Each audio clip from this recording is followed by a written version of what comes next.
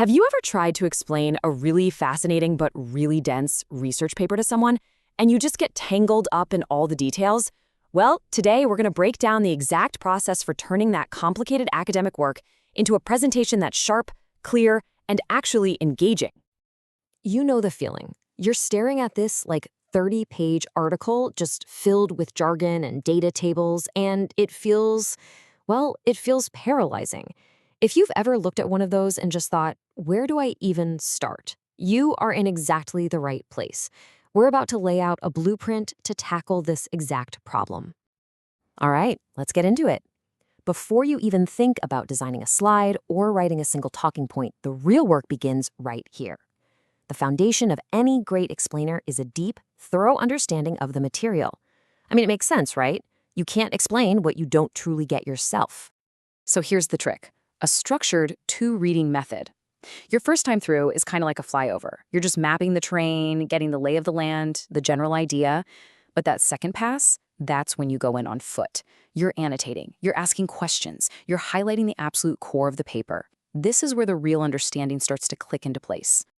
And as you're doing that second, deeper read, these are your goals. You're basically a detective. You're on a mission to find out, why did they even do this study? What specific problem are they trying to fix? And maybe most importantly, what's the one big new idea they're bringing to the table? Nailing these points gives you the entire backbone for your explainer. Okay, so once you understand what the paper says, the next level is to really analyze how it says it. This is the step that takes you from just summarizing to actually evaluating the work. And it all kicks off by asking some really smart questions. This framework right here is a super powerful tool for that. For every single section of the paper, there's a key question you should be asking. Does the intro actually make a case for why this research matters? Was their method solid? And hey, do the results they found actually answer the questions they started with? This systematic approach is what turns you from just a passive reader into an active critical thinker. So after asking all those questions, you're going to have a bunch of notes, right? The next job is to organize them into a fair, and this is the key word, balanced critique. This is absolutely essential for your credibility. A really strong critique is always balanced. It's not all negative. You have to highlight the strengths. Was the core idea totally original? Was the methodology really rigorous? But at the same time, you've got to be honest about the limitations. Maybe their sample size was tiny, or maybe the findings don't apply to everyone. Showing both sides proves you've engaged with the work on a much deeper, more thoughtful level. And remember this, because it's so important.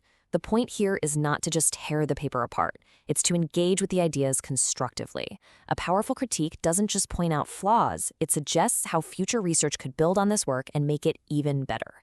You're not just a critic, you're helping to push the whole conversation forward. Okay, you have done the heavy intellectual lifting. Now for the fun part, actually structuring your video. A great structure is what separates a presentation that just kind of rambles on from a really powerful explainer that people remember. And this 5-part structure, it's a proven blueprint for a compelling flow. It takes your audience on a journey. See, you hook them with the intro, you give them the lay of the land with the summary, you provide the real value with your critique, connect it to the real world with a personal reflection, and then you wrap it all up with the clear takeaway. It's designed to be logical and, honestly, just really memorable. Now, when you're planning your time, you've got to ask yourself, where am I providing the most unique value? That's why this breakdown gives a whopping 40% of your time to the critical review. That right there is the heart of your explainer. I mean, anyone can find a summary somewhere, but your analysis, that's what makes your presentation special. So, we've got our content, we've got our structure. The final step is all about delivering it with polish and, most importantly, with integrity. This is what separates a pretty good explainer from a truly great one. Think of these as your pre-flight checklist. Your slides, they're there to show people what you mean, not just to act as your teleprompter. Your voice needs some energy to keep people tuned in. Keep your language simple, your pace nice and steady, and please make sure your background isn't distracting. All these little details make a huge difference in how your message lands. This is, and I'm not exaggerating, probably the most important principle to remember. Your critique has to be grounded in evidence from the article itself or from established academic standards. The question is never, did I like this paper? The question is, what objective, analytical observations can I make about it? And finally, remember that your credibility is everything. This part is completely non-negotiable.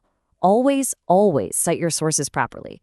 Give credit for any quotes or images you use, and never, ever misrepresent the original work's data or conclusions.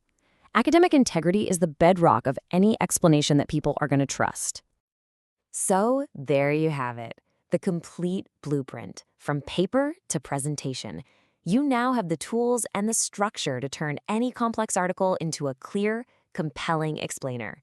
So the only question left is, what important idea are you going to tackle first?